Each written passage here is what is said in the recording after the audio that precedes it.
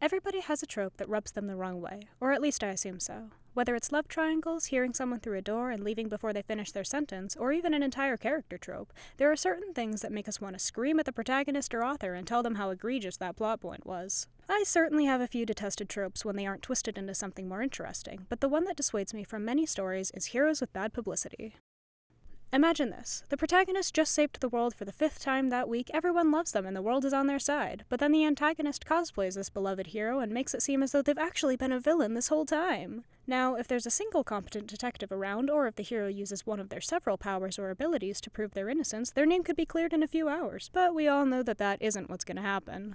The main issue with this trope is when it's used solely to up the tension in a story that otherwise didn't involve this type of publicity-centered narrative. It can be used well, but in many cases the trope just feels, well, kinda forced. For example, this was very clunkily used in BBC Sherlock, where the focus of the episode was based around speedrunning Sherlock's famous detective status before pulling the rug out from under him, with Moriarty framing him for faking his deductions and solved crimes. This could be a very interesting episode, and is honestly one of the better written ones in the series, yet there was something so jarring about the first time I watched it, and that was because the publicity was introduced for the exclusive reason of making Sherlock's downfall seem more impactful, regardless of how much it may break the immersion, whereas something like Death Note does rely partially on both Kira and Elle's public image, and weaves it into the story in a natural way. This isn't to say that bandwagon mentality isn't a real thing. Controversies arise all the time, especially around celebrities, in which case people's opinions can and do change quite rapidly once news of something gets out. Someone who is once beloved by the public eye can quickly tarnish their reputation at the drop of a hat. Although there is something important to consider here that the trope doesn't often pay any mind to, and that's that people have differing opinions and perspectives on everything. That's right, folks, unless we live in a dystopian book, people usually draw their own conclusions about the world, biased as those conclusions may be at sometimes. But if reality does reflect this trope, why is it so annoying in fiction? Well, for that, let's delve into the plot. People don't typically like unfairness when it's used against them. If you're playing through a boss fight where one of the core battle mechanics is taken out, the rage builds a lot faster than losing a fair fight. But the thing we don't remember is that that fair fight is usually rigged in the player's favor anyway.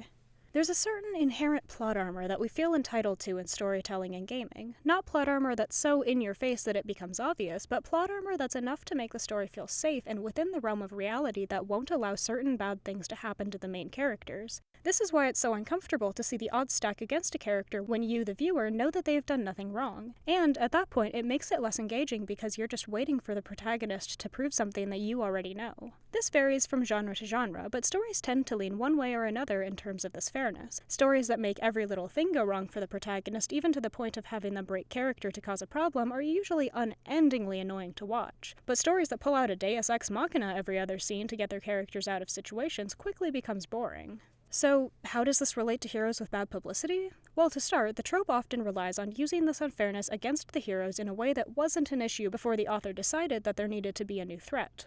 Take the second and third Tom Holland Spider-Man movies, for example. The whole premise was that Mysterio, who looks surprisingly similar to a Persona 5 boss, framed Spider-Man for being evil and then revealed his true identity to the public. Now, there's a ton of good stuff here. Hiding his identity was a core concern for the character because it puts the people he cares about in jeopardy, so it makes sense that they'd want to make that fear come true at some point. But the problem arises from Peter Parker being framed for a crime. He would be in enough danger already with his identity being revealed, but saying that the superhero is actually a villain could be so easily reversed in the canon that the MCU had set up. But it's more so a problem with the ending of the second movie than it is for the premise of the third movie.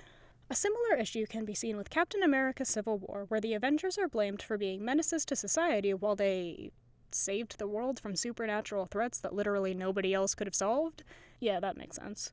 Although there are instances where this trope can work, such as the Shawshank Redemption. That entire short story and movie was based on the premise of somebody being unjustly accused of a crime, and the rest of the story revolves around that. But that's the key difference. The entire story was initiated by this false crime, making it vital to the story and not an afterthought used to mess with the characters. So then, how do stories like Shawshank Redemption and Death Note manage to make this trope work? And how did Persona 5 use a fresh take on heroes with bad publicity and turn it into a vital piece of engaging storytelling? Persona 5 is a game about changing people's hearts by facing their shadows and stealing the source of their distorted desires. Throughout the game, the Phantom Thieves, the main cast, gradually gain more publicity that's explored through television interviews with the detective Akechi, where he opposes their ideals of justice, as well as the fan site that includes a popularity poll and asks the question of if the Phantom Thieves are on the side of justice. This poll begins with a relatively low belief in the Phantom Thieves and gradually grows as the story progresses. While it's fairly obvious that something's going to go down and ruin their popularity at its peak, this isn't actually a twist in the game, and that's due to the opening scene. Persona 5 starts out with the protagonist being caught and arrested in the 6th palace of the game, and roughly 2/3 of the game is the backstory of how this came to be. This means that we already know that the Phantom Thieves will fall, meaning that the question shifts from if to how, and that means that the gut punch of losing this rising reputation hurts so much more because you know that with every new person that believes in the Phantom Thieves, the harder they're going to fall. Watching the popularity poll go up only builds the dread of how much more you're losing once it all comes crashing down. The second point in this trope's favor is how it starts out. After the prologue of being arrested, you play through the protagonist's life following being unjustly framed and sent on probation. See, it all comes full circle. This really is a story about bad reputations. But anyway, back to the point. Because the protagonist already has a slandered reputation, and the Phantom Thieves start out with a majority of people thinking that they're fakes or unjust, it's already a story deeply ingrained in ideas of reputation. This wasn't something that was half-assed and thrown in later, it was a driving factor of the game and world-building. The more that people know about and believe in the Phantom Thieves, the more good they're able to do, apart from when it goes to Ryuji's head and it backfires because the thieves were being set up. The big twist comes in the 5th and worst palace, when, after defeating the palace ruler, Akechi comes in and kills him for being such an annoying boss fight, so that he can accuse the Phantom Thieves of being murderers. The thing that had been protecting the Phantom Thieves this whole time was the fact that their heart-stealing took place in an alternate dimension that nobody else, supposedly, knew about. But that's also why their downfall makes so much in-game sense, because they now have no way of proving their innocence. Moreover, the risk of being caught is an ever-growing tension throughout the game because you know it's going to happen. And that's why this implementation of the trope works so well. It's an intrinsic part of the storytelling that never feels too unfair or unearned, and the game always draws attention to the popularity poll every time an in-game day progresses. Not to mention that the entire finale of the vanilla version of the game was dependent on the belief in the Phantom Thieves, as well as the popularity poll and Mishima simping over Joker. So, how do you implement this in your story? Well, not every story needs this trope, and you shouldn't shove it into a story that isn't centered in some way around the main cast's reputation. But in the instances where your main characters do need to be framed or have some sort of public downfall, consider these points. First, make it obvious that the downfall is going to matter and have a natural and foreshadowed impact on the characters' lives. Second, do not frame the characters with anything that could logically be undone or sorted out with one conversation or videotape. And lastly, tie the bad publicity into the world building that makes sense. Everyone will have differing opinions on the main characters. Magic systems might need to be considered, the genre can dictate how unfair things can be against the characters, and so on. And with that, I'm gonna go leave a comment on the fan site saying that Akechi was right all along. Happy writing. Bye! Hey, and Happy New Year!